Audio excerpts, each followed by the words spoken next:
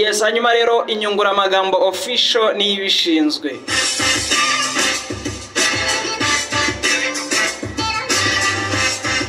Reka duhere kwiteganya gihe ry'uyu munsi.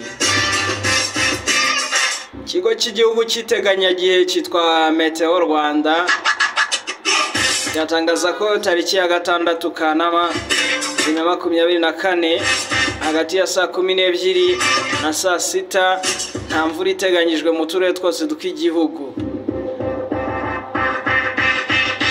Hateganyijwe umuyaga uringaniye ufite umuvuduko uri hagati ya metero 3 n'eshanu mu isegonda. Igipimo cy'ubushyuhe bwo hasi giteganyijwe mu gihugu ni mu karere ka Nyabihu aba 0 ni 0.9 zoni dogere Celsius.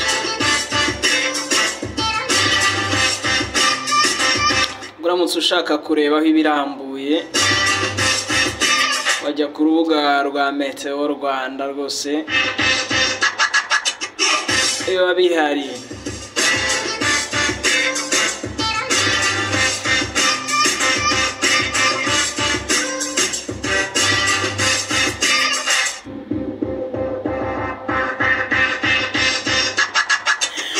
Yes, hanyuma perezida wa Centrafrica yitwa Faustin Archange Touadera yashimiye perezida wa Repubulika Paul Kagame ubwo mubano n'ubufatanye bukomeye hagati y'ibihugu byombi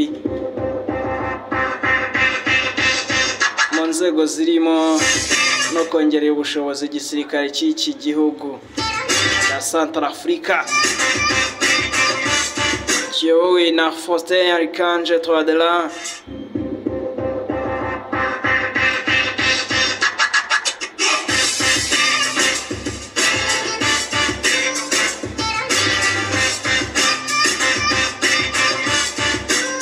Yes, this is the morning intro. Kuri radio Icyizere ndetse kuri radio ndetse ku nyunguramagambo official.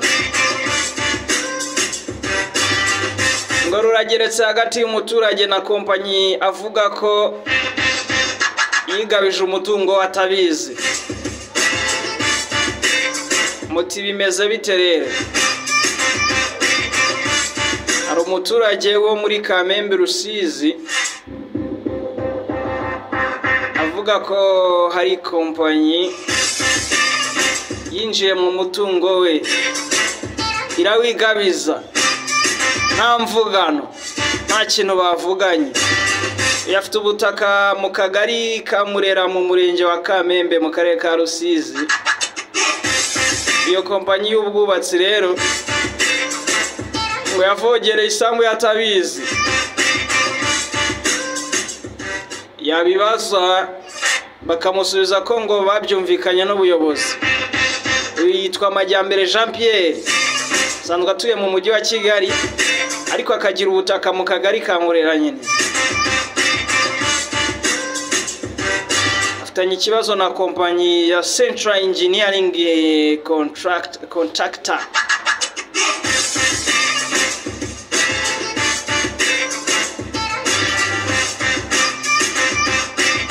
Baramuvogereye rwose mu gihe bari kurahura umuriro w'amashanyarazi.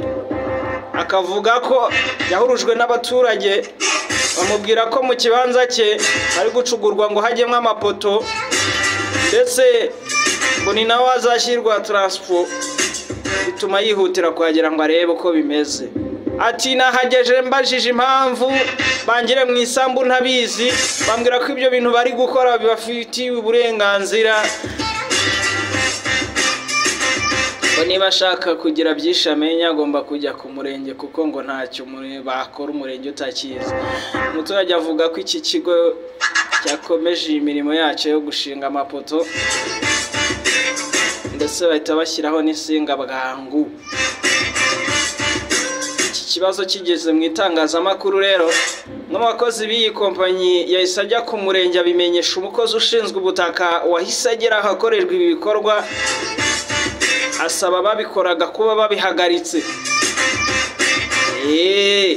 umuyobozi w'ikigo gishinzwe noneho ingufu REG mu ishami rya Rusizi yitwa Nzayinambaho Jacques Tuyizere yavuze ko nawe yatunguwe no kumva ko icyo kigo cyazanye transfo ndetse kikamanika insinga mbere y'uko REG ibyemeza kandi ko kidashobora guhabwa umuriro kitabanje kumvikana n'umuturage cyashyira ibikorwa mu isambu. Umuyobozi wa REG yavuze ati twasanze mu by'ukuri uwo mushinga waraje mu buryo tutari tuzi ndetse twamaze kuwuhagarika kugira ngo babanze buzuze ibyo bagomba kwemeranyaho na REG. Ati ntabwo dushobora kubaha umuriro tutarabanza kumvikana n'umuturage, babanze bumvikana n'umuturage. Umuyobozi wa SEC yitwa Karine Kamanzi yavuze ko icyo kigo cyatanzira inzira y'ubwumvikane n'umuturage. Inzira bayitangiye kuki bayitangira se babanje kwinjira mu isambu ye? Ibintu nagasuzuguro. Ati tuvuga n'umuturage ari kuganira n'abantu kuri ubwo butaka kimutaganiriye nawe mbere. Nyamanga nshingwabikorwa umurenge wa Kamembe Yakaremye Jean Pierre atangaje ko umurenge wahise uhibaruwe iki kigo ugitegeka guhagarika imirimo ikibanza cyumvikane n'umuturage. Mbere hose se kuki bitabayeho? Namakuru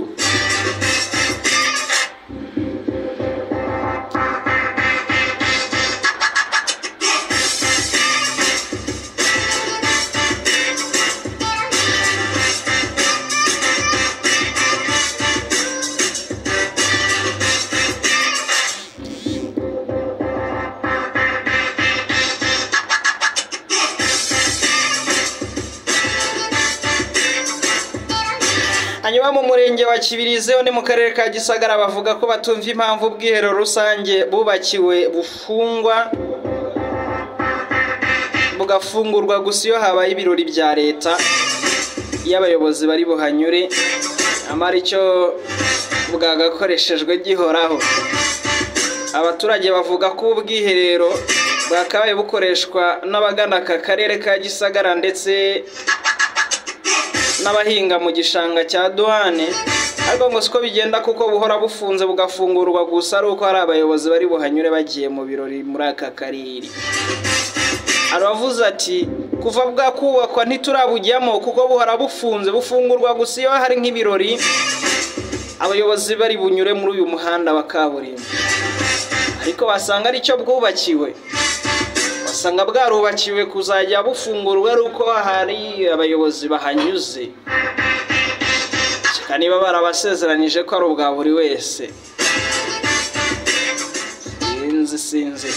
Abaturage bavuga ko niba haranabuze uwabucunga bamushaka bakajya bamwihembera ariko bukajya bufungurwa ko baburaho bikiranura n'umubiri niyo bari mu ngendo cyangwa n'abahinga hafi aho. Hari nk'umuturage yavuze ati urabona nk'ubu bwiherero buri mu gishanga duhingamo, kuba bufunze rero usanga bibangamye cyane kuko tubura ubwiherero kandi bwubatse, ngo bitewe nuko buhora bufunze bigatuma tujya kwiherera mu mashyamba no mu ngo z'abaturage. Imanga nshingwabikorwa w'umurenge wa Kibirizi yitwa Crisante Giraneza avuga ko atarazi ko ubwo bwiherero buhora bufunze dore ko hashyizweho umukozi ushinzwe kuburinda kubufungura. Nazo kuki atarabizi, ariko ziko musetsa di uyazi umurenge ntago yarabizi, nazo ubwo yarazi iki umurenge we urasetsa cyane. Ati twashyizeho abashinzwe kuzitaho bashyiraho umukozi uhoraho turasuzuma turebe imikorere iye ubundi bikosora. Muratangaje wa mugitifu. Uretse ubu bwiherero abaturage basaba ko bwafungurwa bakajya bukoresha, abenga muri iki gishanga cya Douane bavuga ko iki gishanga ari kinini kikaba gihuriyamo abantu benshi, usanga nta bwiherero rusange bwubatse rero bagakoresha ubw'abaturage bigateza n'umwanda mu mashyamba. Eko ni ubwiherero busa neza se bukeye, bufungure kabisa bukoreshwe. Kutubahiriza uburenganzira bw'abakozi ku murimo ngo byazamutseho 29% mu bihugu 65 muri 151 byagenzuwe ku isi.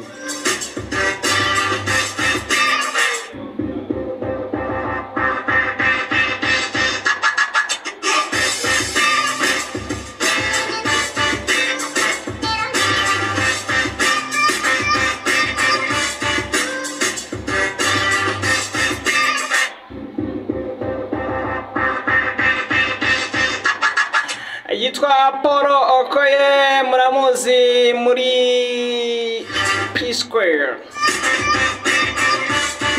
umuhanzi w'umunyanigeria witwa Paul Okoye, azwi kandi yamenyekanye nka Rude Boy, cyane cyane yabaga mu itsinda P-Square n'impanga ye Peter Okoye.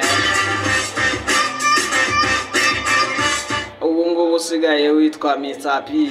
Yavuze ko umuvandimwe we yashatse kumugambanira we na mukuru wabo witwa Jude Okoye ku nzego zishinzwe kugenzura ikoreshwa nabi ry'umutungo muri Nigeria EFCC kugira ngo batabwe muri yombi.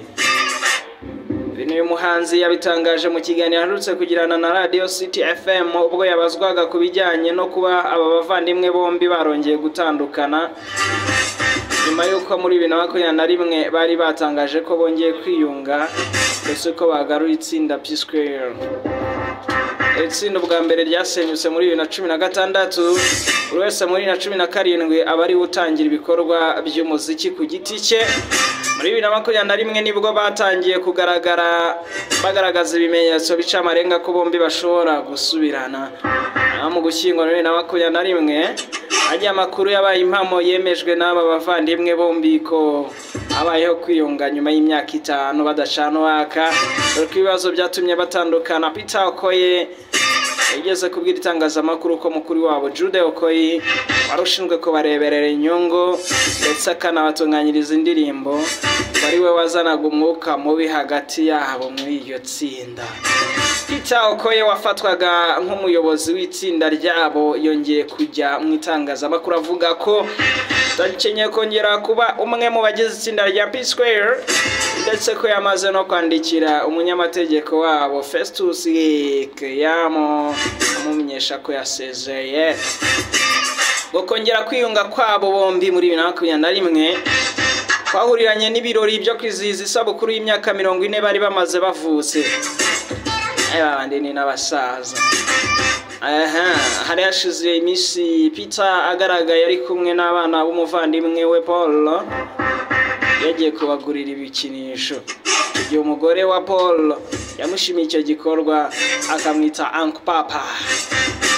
Muri icyo kiganiro bita Paul Okoye arose kugirana na City FM yavuze ko umuvandimwe we Peter yabagambaniwe na mukuru wabo Jude Okoye akabatanga mu kigo gishinzwe gukurikirana abantu bakoresha umutungo ndetse n'ibiko banakorwa iperereza, nubwo ryaje kurangira badatawe muri yombi no gusanga nta byaha bibahama. Ati umubano wacu wageze aho ba mubi kuko yewe na mukuru wacu Jude Okoye yadutanze muri EFCC iperereza ryagaragaje ko nta byaha byo kunyereza umutungo twakoze. Paul Okoye wamaze no gushyira hanze indirimbo yise Vitamin D yemeje ko iri tsinda ryongeye gutandukana ndetse kugeza ubu hari tandukaniro mu byo bombi bashaka gukora mu muziki wabo. Ati yanyohereje ubutumwa bw'abavuga Peter avuga ko atagishishikajwe n'itsinda. Yambwiye turebana mu maso ko ashaka kubirekana none. Akomeje avuga ko impanga ye Peter yamusabye ko batashyira karubanda ibijyanye n'amacakubiri yabo. Avuga ko ari icyemezo atishimiye kubera ko hari abazatangira kumwita umuntu mubi yongera guhitamo kongera gukora umuziki ku giti cye. Paul aravuga ati iyo ntagira iyo ntangira gukora jyenyine